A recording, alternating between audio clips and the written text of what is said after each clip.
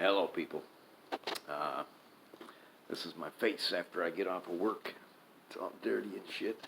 I finished a book. Like a week ago, I finished this. Kristallnacht. This wasn't a bad book. It wasn't terrible. But I'm used to an author giving me details, and I didn't get it in this book.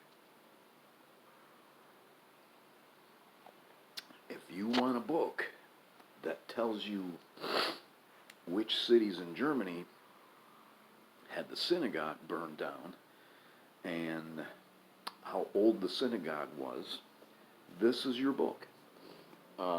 This guy, the author's name is Martin Gilbert, and I Googled his name, as I sometimes do with the authors.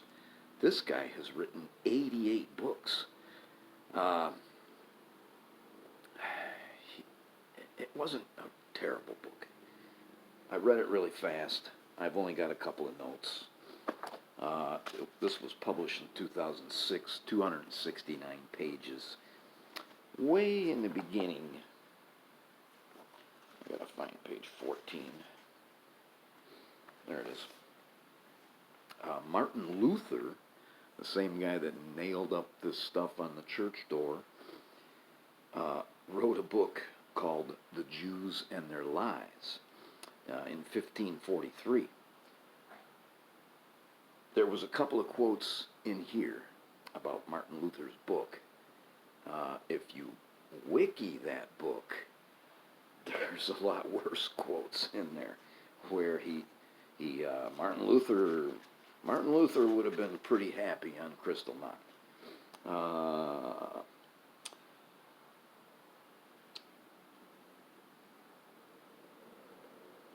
400 years earlier, in 1543, Martin Luther, in his pastoral letter on the Jews and their lies, advised that the synagogues of the Jews should be set on fire, and whatever does not burn up should be covered or spread over with dirt, so that no one may be able to see a cinder or stone of it. And this ought to be done for the honor of God. Like I said, there's much worse stuff out of, apparently it wasn't a book, it was a pastoral letter. Early on, this is before Kristallnacht, the Germans start to deport some of the Jews and send them, just ship them to the border and leave it up to them to get into Poland or wherever. And there's a gentleman, I didn't write his name down, there's a gentleman that lives in Paris. His parents have been shunted to the border of Poland. They write him a letter saying, hey, we're stuck here, we ain't got no money, nothing. And this guy goes into a diplomat's office in Paris. The guy's name is von Rath, and shoots him 3 times, right, point blank range. And so this enrages the Nazis. And when von Rath ends up dying, boom, that's when Kristallnacht is released. But they had to have been preparing for this thing for months, at the least for months, because somebody wrote down all these addresses. They knew where every Jewish family lived. They knew where all the synagogues were. That's the kind of details that I missed out of this book. Who set this whole thing up? How long was this in the works? It was in the works for a long time. This was no spontaneous thing. In 1933, the Germans passed 42 laws against Jewish people. In 1934, it was 19 laws. In 1935, there was 29 discriminatory laws. And in 2022, in this country, there was 203 anti-LGBTQ laws introduced.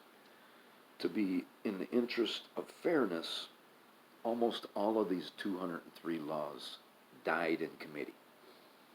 Some passed, some failed to pass. Very few passed. But, this in 3 years, the Germans only did less than 100. I'm just saying. There was also 66 pro-LGBTQ. Most of those died in committee also. I got some reading. 163. I don't even know if I'm going to be able to upload this because YouTube has kicked me out.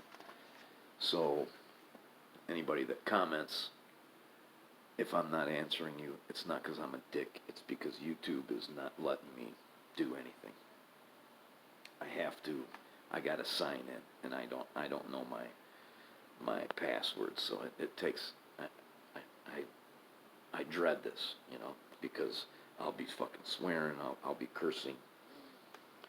Second paragraph, 163.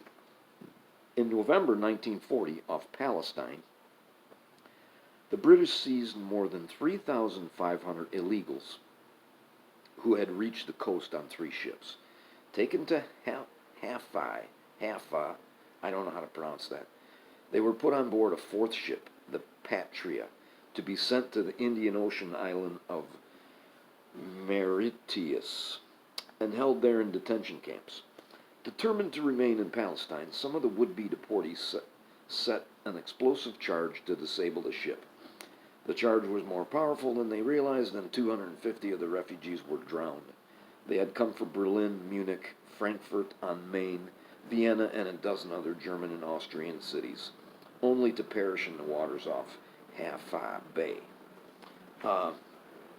Only about 1/3 of this book actually pertains to Kristallnacht.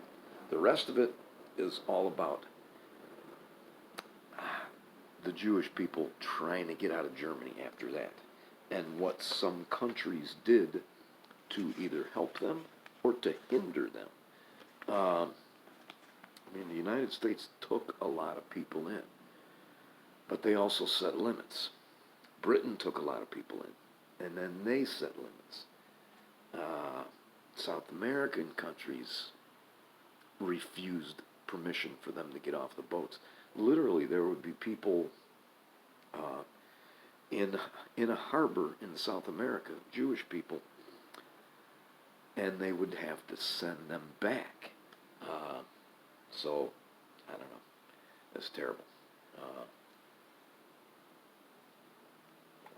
The rest of the book after that is about the concentration camps.